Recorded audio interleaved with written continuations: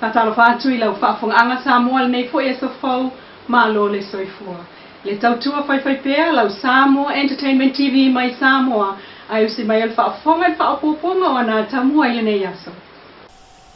I tala toi tuli loa e le fau whaale tonu o moli mawina le whalma I te le tupua tam seseme o le mtuatua. I le tutulu I fo le wha alo le whonga whale I lalo I luma tonu o le potu talavai. O le vai e sau mai lunga, ai wha o ngā ia tingi pusa e fola I le foloa, e mitia le sua vai ma awane I se e ai se isi. O fōlinga nā sa o tātou mōli mawina, e le tusa o le lua tau sanga taluai, peitai. Nā luai, ina avatu I ai le container, e wha atalitali ai le tutulu ifo, o le sua vai mai lunga wha solo atoa. Sa masane on tātou li potia e le taimi o whai ngā mālo taluai, wha le tonu I whale tā ele,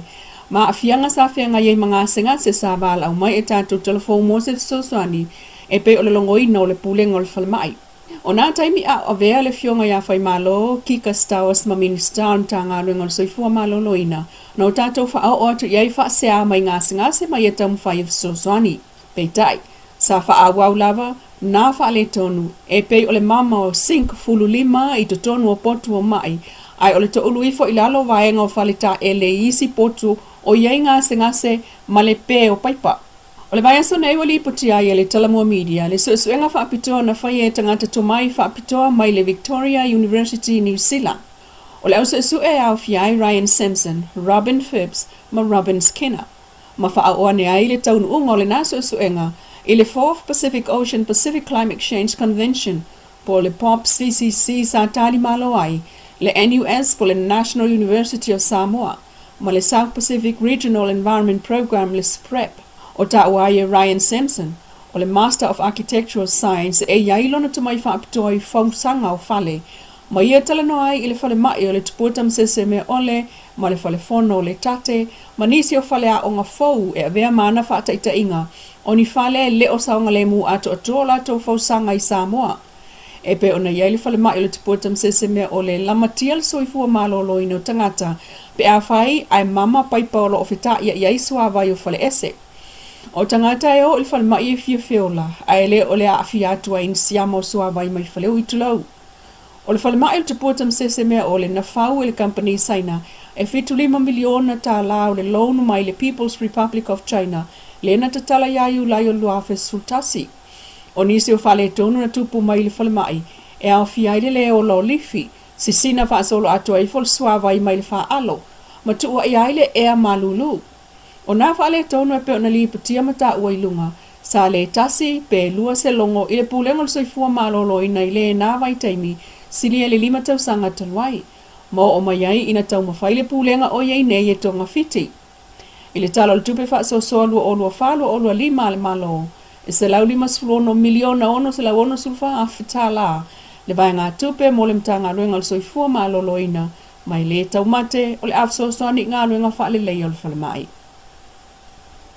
Inesi o tala o le tala toi tuli loa, I le tau fiai pe o Samuel usu ai tan malala I lalo, o le vai ngā leo lea I loa ai le whaamsinonga I le so se tali, a le fionga le whaamsino talasa a toa sa anga. Sa Manuel tau sanga apili lena tala I tua Justice Nelson, le whale tua o Samuelu ia si vai kepi il masina talwai. Pe tai o le so len polo ia e Judge sa anga. Lo ia o tu lai mo Samuelu ma le tua leo. Le fionga unasa yuni sa polum tai malelangi le inafo Strickland. E whaau o tua ia la fola sanga I mata upo tua ia I Samuelu. Ile ese esenga o ingoa o lo avatu pe o le whaawinga piki sua ma le Samuelu lam si. O lo finau le lo ia Samuelu le fionga unasa o le ingoa Samuelu lam si iles whanau su tolo januali ta siva val tolo o lo ilona pepa whanau. Ai o whamtalanga tu sia leo ia tupa I sa pani le lei ma le whanga o ia ta waile lua o pepa whanau. O li ipatia le talamua media, le vala a wai o le mta upule le so fitu o yuni, mo fola sanga lo ia pe ona whautua ina ai e Judge sa anga mola na whaai unga. O le isi lea whaamasinonga o lo tatou tuli loa pea, tanu e so o tanga umalawa ili maliu whaafo se il tama onga le NUS2 au maletino, e o mai nei le imolia lava se isi, ili aweta avale whaatamala wafu ai lona maliu. O tu au na maliu le salua tasi o apeli la lua o lua tasi il vai taimi whaatu a umal palo ta tele a Samoa, sa ta tai uma iai mawhau whaunga le to tele il palota. Iona ia foi whaafitau li sa iai, pe ta ia le imanuia sa ili ngā leo po aile aweta avale na maliu wai tu awe o mai nei. ai muli ane, faisa ilinga ile moli maua Samuelu, ma fola folai ele ministao leo ile palemene, mo umal suenga leo ele fa maonia moli maua Samuelu. Pe ta elo talia pea e matu o tu au se tali mai le malo, ile ofisa sulufa inga ile lato tal sanga na avantu iai, e faia se suenga ile awala na faatino ile suenga leo, ile maliu lo lato watali. Olo talia fo se talio le tangi el faltua ya te pola mati ile tu ya yo le ngolo na to lua ua maliu. Pe ta yo suenga la vai ya leo, na faatino ia leo sinia ya li o faatau malama malisi ta maita leo, le suenga tu maoti, o le taunu unga o le na suenga, no o tua il fam sinonga fa leo ile masina talwai, ma au mai ile fa unga pe na ngi al fa malolo tu ma wai, o leo e to lua o ta uai lunga. Ai o lo talia nei foi leisi fa amasinonga e au fiai mal fai pule, ai o te maita i tu stala le investia wa Samoa so tanga umalava, ile maliu tu au maletino. Ua whaftai ale malo te leo Samoa ai maiso e kalesia maftanga le sa talia tu ile whaatala ulai langolango le pilitau wha au Filipal menio New Zealand, ale li fai pule o te anau tu yono le Restoring of Citizenship Removed by Citizenship's Western Samoa Act tasiva valulua bill. Po le tula fono ta whaofi e toi whaofi mai aile citizeni New Zealand o tangata Samoa sa ava ese whafua se ia New Zealand lan tula fono Citizenship Western Samoa Act tasiva valulua.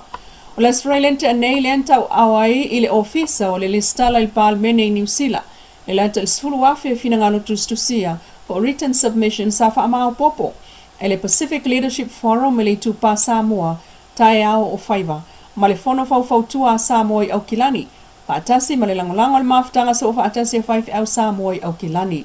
O lo fasolo peon tu ina ilunga o penga te whailangi ale palmene o New Zealand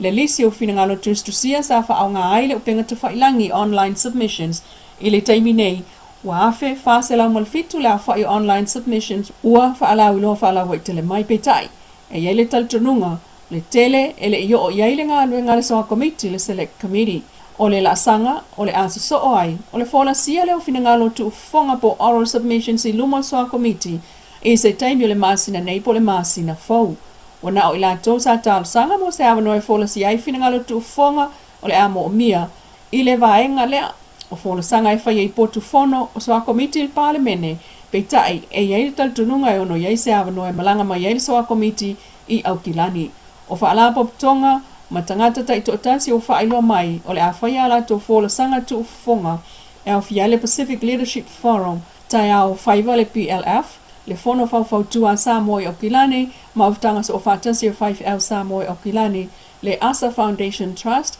Tamasa Trust, Tatupu Foundation Trust, le Waitemata Samoan Community Forum, Reverend Tole Afoa le Tuavao Tupa Ilavea, Ambassador for Children's Rights of Samoa, Ainganga le Fili Fepuleai, Angela Dalton, ma Diana Bell. No fautuaina fo ilato na talo sanga moni avanoa, i fola sanga tu fonga e whailo atu i le komiti. Sa unua le sunga tele ai Edwin Puni i le komiti tapena, tele pei titi o le afso taipea i le neimata upu. O toi whaau popo ai nei, leisi fo i whale i totono loto ale Campus of Hope, le SVSG i tuana i mato. O le whale fau lea ua fausia e whaapitua mo le sia kia o soifua malolo ina o whanau sa waina o lo i tono lotoa, ma tu iai ma se ofisa e whaatala no ai tamaiti whaatau ia fianga o latu langona mawhau. O le aso nei lean amatai le ngā ruenga o sosani mai ai. Le whaala poptonga le Humanitarian Experience Group o le Kalesia, le upa ia Yesu Kiriso aso e ngatai ma Salt Lake City, Utah i Amerika. Uofo mai e fausia le whale lea o se lato fo ia o nanga ma uof tau i lava, ma le mana o mai o le whaala poptonga lea, ai o mana o mia i fo i sea ava noa mo se whale whaatino ai lea sosani mo whanau. Ta ua le toa manga o le whale leo le ale toe o atu e tamaiti ino fuanga whaitele. E pe o le whale mai e wa ai ai la tau. Mulawi lo le Humanitarian Experience Group of Soswani a inga o a ongam whaala poptonga le Pasifika. Wa umai ei whanau talavau a Amerika la tau te whaatino ngā ruenga lea lata i le lua masina e ngā lulu e fuai i le Campus of Hope. Mwhaftai ai le Pristene ili Niulina Jang le Soswani. Le SVSG alo wha moe lava if Soswani whaapea e whaaua wai lana au au nanga. Whaftai lau whaafonga le tautua whaiwhaipea le Samoa Entertainment TV mai Samoa ili nei fo i tula mana tamua. Whaftai fo i le Wendy's design o lo i funga lei mo le ofu matango fie ai whaasoi fua ia.